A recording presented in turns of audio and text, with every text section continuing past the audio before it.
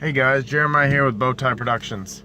Tonight I wanted to go over real quick why or what you might be looking for in a reliable vehicle. Sorry about the lighting, I'm shooting this on the way home, it's midnight. One of the things you want to look for in a reliable vehicle is a basic level vehicle. So when you're looking for, say, a truck, you don't want to be looking for a Denali or a King Ranch or a Longhorn Edition. You want to be looking for an XLT or a base edition Dodge or Ford, something like that.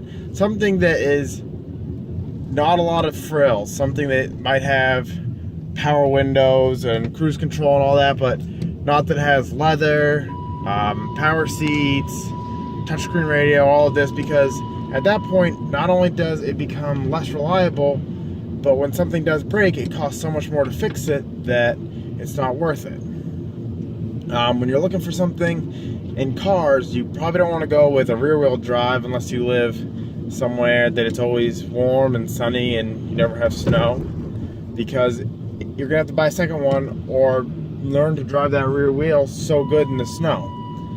Something like a front wheel drive would probably be your best option. It's cheap, they're plentiful, there's a lot of front wheel drives around, they're cheap to fix, easy to work on, and it's just an all around, it's a good car. It goes well in the snow, it handles well, and it performs well enough to get you from point A to point B without you needing to spend a lot of money.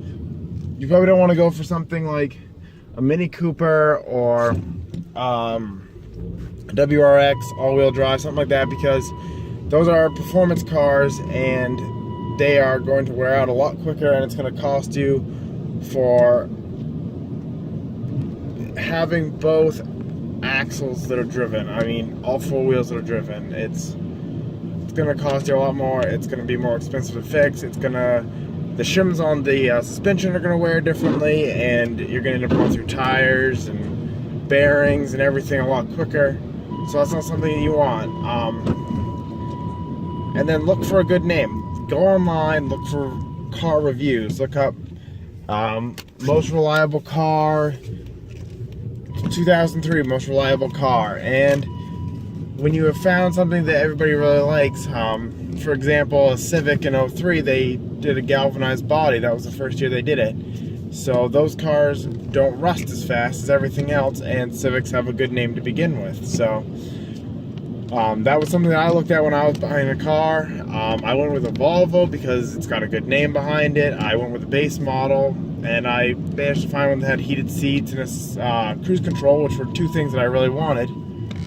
I didn't get lucky with mine. I had to replace the engine about 2 weeks into having it, and it's only had 130 on it when I bought it, so that one was a little bit of a throw off, but it overall has been a good car for me. I'm into it for about what the retail value is, because I bought it really cheap, so I can't complain. It's being reliable, it goes well in the snow. I drove it in over 1.5 feet of snow and no problems.